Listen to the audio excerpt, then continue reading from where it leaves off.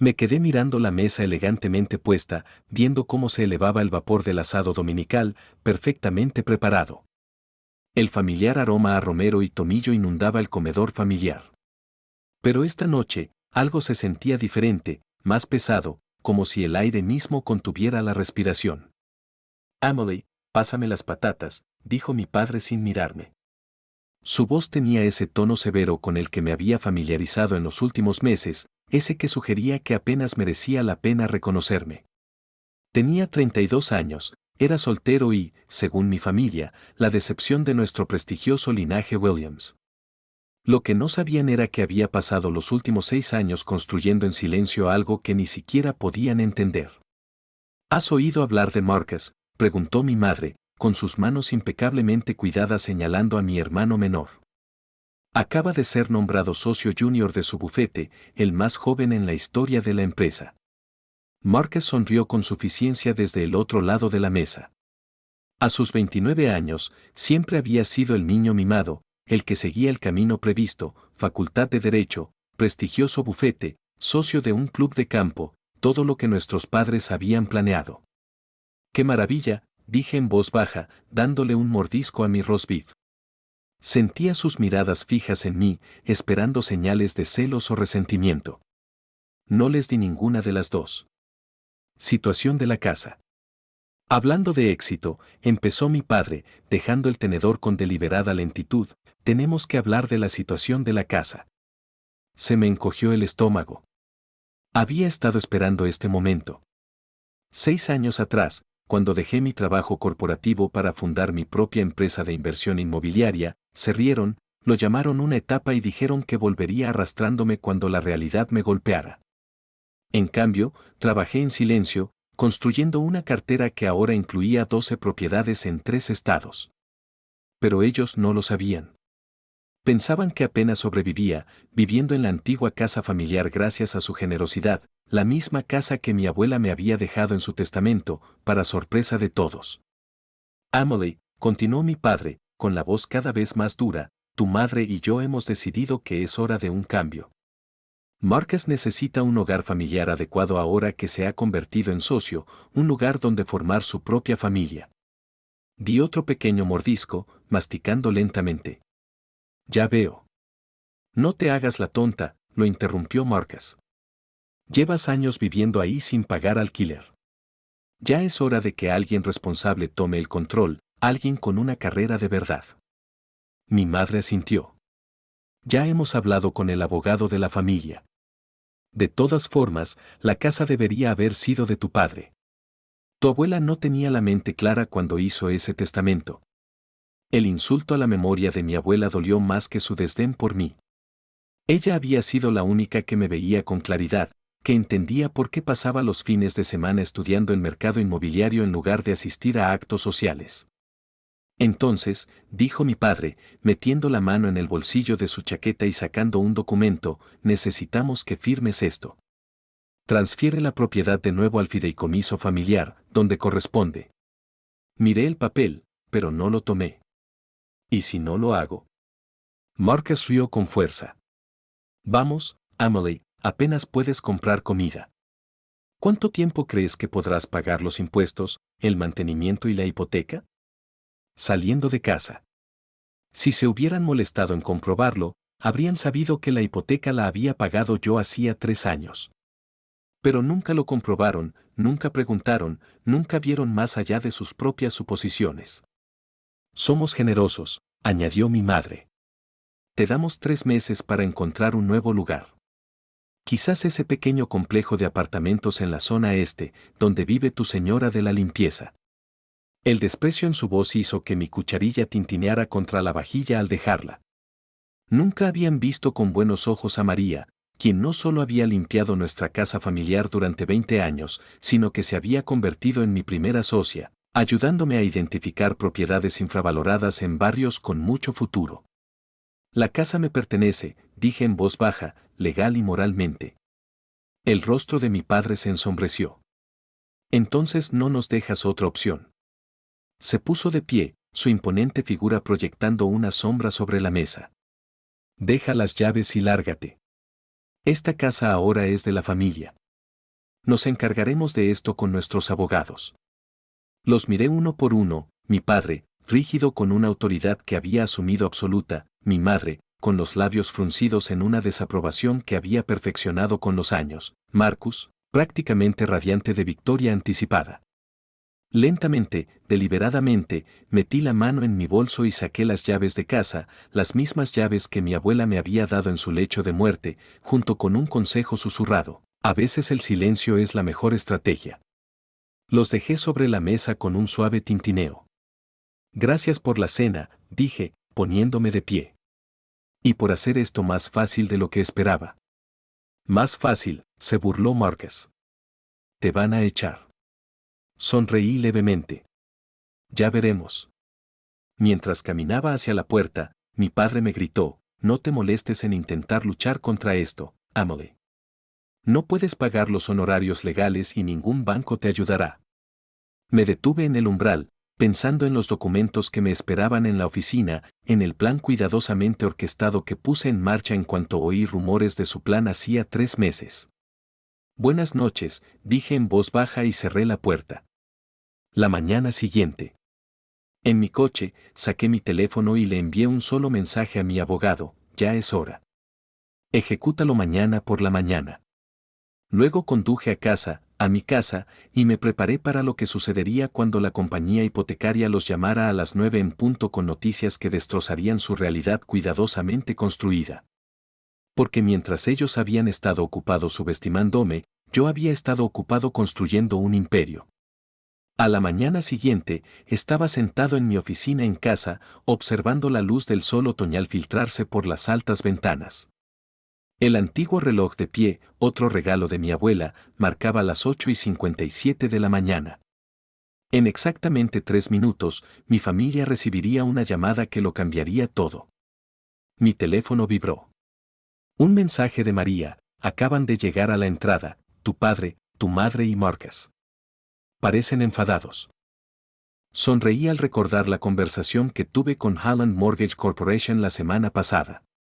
El momento no pudo haber sido más oportuno. Exactamente a las 9 de la mañana, oí el timbre y luego unos golpes fuertes. Amelie, resonó la voz de mi padre a través de la puerta. Abre inmediatamente. Presioné el intercomunicador. Estoy en una reunión. Por favor, espere en la sala. María le abrirá. Casi podía oír el desdén de mi madre al ser recibida por la empleada doméstica, pero no tenían otra opción. Mientras se acomodaban en la sala, mi teléfono sonó con una llamada entrante. Robert Chen, vicepresidente senior de Halland Mortgage. Todo va según lo previsto, dijo. Acabo de hablar con tu padre. No le agradó saber del traslado. Supongo que no, respondí con calma. Gracias, Robert. Abrí mi portátil y revisé el panel de mi cartera por última vez. Todo estaba en su lugar: 6 años de planificación minuciosa, adquisiciones discretas y paciencia estratégica, todo ello conduciéndome a este momento. La puerta del salón. La puerta del salón se abrió de golpe. Mi padre entró furioso, con el rostro enrojecido, agitando el teléfono. ¿Qué significa esto? La compañía hipotecaria dice que has transferido el préstamo a tu empresa, que no solo eres dueño de esta casa, sino de la mitad de las propiedades en el distrito de Heights. Detrás de él, mi madre se aferraba a su bolso de diseñador como si fuera un escudo. Marcus parecía menos engreído ahora, su mente de abogado por fin empezaba a comprender la situación. Giré mi portátil y les mostré el panel de la cartera. ¿Quieren sentarse? Puede que esto lleve un rato explicarlo. ¿Explicar qué?, espetó Marcus. ¿Cómo nos has estado engañando? No, dije en voz baja. ¿Cómo se han estado engañando? Saqué el primer documento, la escritura original de nuestra casa familiar. Cuando mi abuela me dejó esta casa, todos asumieron que no podría con ella, que fracasaría. Lo que no sabían es que también me dejó sus directrices de inversión inmobiliaria, sus estrategias, su visión. Mi madre se hundió en un sillón de cuero, perdiendo la compostura. Pero has estado pasando apuros, teletrabajando, sin oficina, sin empleados. Pasé a la siguiente pantalla, una vista satelital del distrito Heights con propiedades resaltadas en azul. Esas no son señales de lucha, madre. Son señales de estrategia. Todas las propiedades en azul pertenecen a Williams Capital Investment Group, mi empresa. Imposible, susurró mi padre. Son casi 40 propiedades. 47, corregí, incluyendo el edificio donde el bufete de abogados de Marcus alquila su oficina del último piso. Lo compré a través de una filial el año pasado. Tu alquiler me ayuda a financiar mis nuevas adquisiciones. Marcus se desplomó en una silla, pálido. La sala de reuniones de la fusión, la que renovaron repentinamente el mes pasado. El administrador del edificio comentó que te gustaron los cambios, dije con una leve sonrisa. Me alegro. Elegí el diseño yo mismo. A mi padre le temblaban las manos. La hipotecaria dijo que has pagado más de $780,000.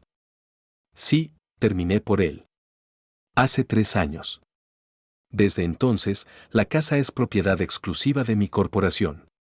Les dejé creer lo contrario porque, bueno, así era más sencillo. ¿Pero cómo?, preguntó mi madre. ¿De dónde sacaste el capital? Pensé en las noches que pasé estudiando las tendencias del mercado, los fines de semana explorando barrios emergentes con María, las relaciones que forjé con empresarios y promotores locales, todo mientras ellos asumían que estaba fracasando. Empecé con poco, expliqué. Usé mis ahorros para comprar un dúplex embargado y lo renové con la ayuda de María. Sí, mamá, nuestra ama de llaves es mi socia y posee el 15% de la empresa. Revendimos esa propiedad por el triple de la inversión y luego la aprovechamos para compras más grandes. Saqué otro documento, la valoración actual de mi empresa. La cifra dejó a mi madre sin aliento. Eso es. No pudo terminar la frase. Más que el fideicomiso familiar, añadí. Sí, bastante más.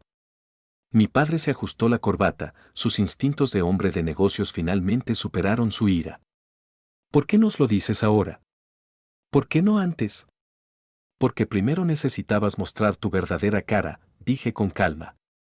Quería ver si de verdad intentarías quitarme mi casa, la casa que mi abuela me confió, y lo hiciste.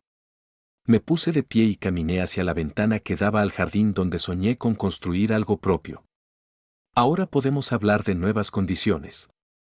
Pueden seguir viviendo en las propiedades familiares, sí, también son mías, pero con contratos de arrendamiento formales, alquiler a precio de mercado y condiciones profesionales. ¿Cobráis alquiler a vuestra propia familia?, preguntó mi madre incrédula. De la misma manera que tú estabas a punto de dejarme sin hogar, me volví para mirarlos. Sí, los negocios son los negocios, ¿verdad, padre? Eso es lo que siempre nos enseñaste. Marcus se levantó, ajustándose el costoso traje. Los abogados de la familia.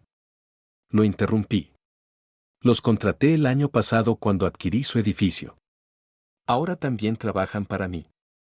El silencio que siguió fue ensordecedor. Años de suposiciones, desprecios y de silenciosa condescendencia, todo destrozado en una sola mañana. Mi padre fue el primero en hablar de nuevo. ¿Qué quieres? Respeto, dije simplemente. No como tu hija, has dejado claro lo que sientes al respecto, sino como una empresaria que ha construido algo sustancial, algo real. Les entregué a cada uno una carpeta con los nuevos contratos de arrendamiento de sus respectivas propiedades. Tienen hasta el viernes para firmar. Después, podemos hablar de otras opciones. ¿Y si nos negamos?, preguntó Marcus, aunque su voz carecía de su confianza habitual. Sonreí, recordando las palabras de mi abuela sobre el silencio y la estrategia. Entonces tendré que darles a mis otros inquilinos el derecho de preferencia sobre esas propiedades. Creo que la competencia de su bufete ha estado muy interesada en esa oficina del último piso. Ellos ven el poder. Mientras salían de mi oficina, con las carpetas agarradas en manos temblorosas, oí a mi madre susurrarle a mi padre, ¿lo sabías todo este tiempo? ¿Tenías alguna idea? No, respondió, sonando más viejo de lo que lo había oído nunca. Nunca lo buscamos realmente. Volví a sentarme en mi escritorio, dejando escapar un largo suspiro. María apareció con una taza de té, su mezcla especial que me había ayudado a sobrellevar incontables noches planeando. Por fin te ven, dijo, colocando la taza a mi lado. Asentí, pensando en el largo camino desde aquel primer dúplex pequeño hasta ahora. Ven el poder, corregí. Todavía no me ven, pero quizá ahora empiecen a mirarme. Mi teléfono vibraba con mensajes de otros propietarios en Heights, ansiosos por hablar de adquisiciones.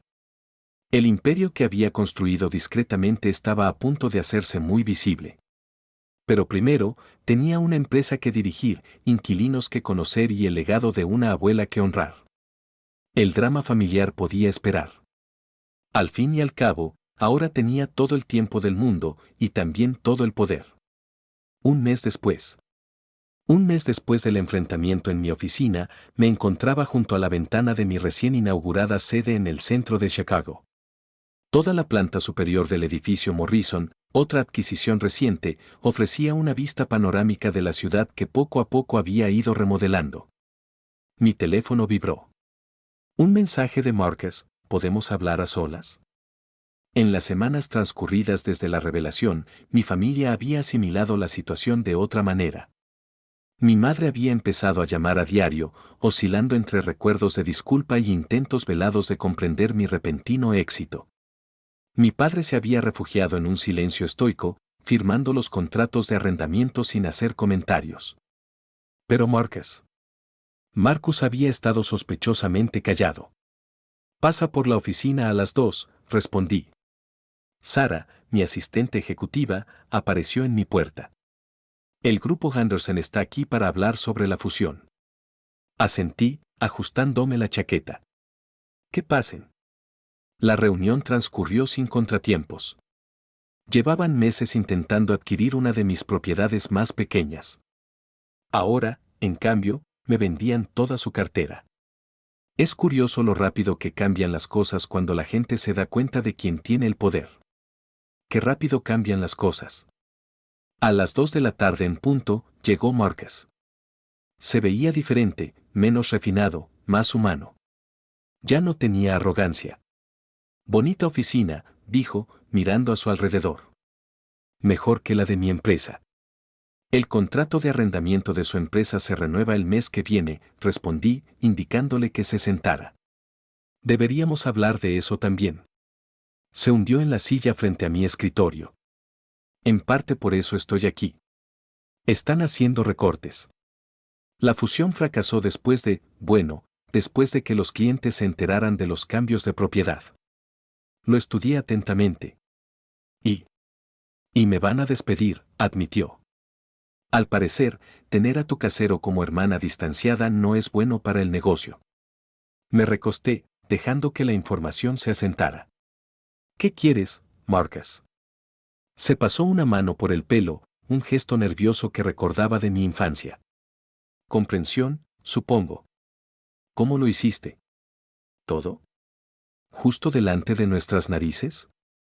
Pensé en todas las cenas familiares que había presenciado, escuchándolos elogiar sus logros mientras desestimaban los míos, todas las indirectas que les había dado y que habían ignorado. Aprendí de mi abuela, dije finalmente, no solo sobre bienes raíces, sino sobre paciencia, sobre dejar que te subestimen mientras construyes algo innegable. Ella siempre decía que eras diferente, murmuró. Especial, terminé. Solo pensé que estaba siendo amable con la nieta que estaba fracasando. Todos lo creían. Eso fue útil. Abrí mi portátil y saqué un documento que había preparado semanas atrás, esperando este momento. Su empresa no está fracasando por nuestro drama familiar, le dije. Está fracasando porque su modelo de negocio está anticuado. Su estrategia de adquisición de clientes es deficiente y su análisis de mercado, como mucho, es superficial. Parpadeó. ¿Cómo sabes todo esto? Porque los he estado estudiando durante años, igual que estudio a cada inquilino, a cada competidor, a cada oportunidad potencial. Giré la laptop hacia él. Este es un análisis preliminar de dónde están perdiendo dinero y cómo solucionarlo. ¿Por qué me muestras esto? Porque te ofrezco un trabajo, dije simplemente. No por obligación familiar, sino porque eres inteligente cuando no te dejas cegar por el ego. Necesito a alguien que dirija nuestro departamento legal mientras nos expandimos a nuevos mercados. La sorpresa en su rostro era casi cómica. ¿Quieres que trabaje para ti?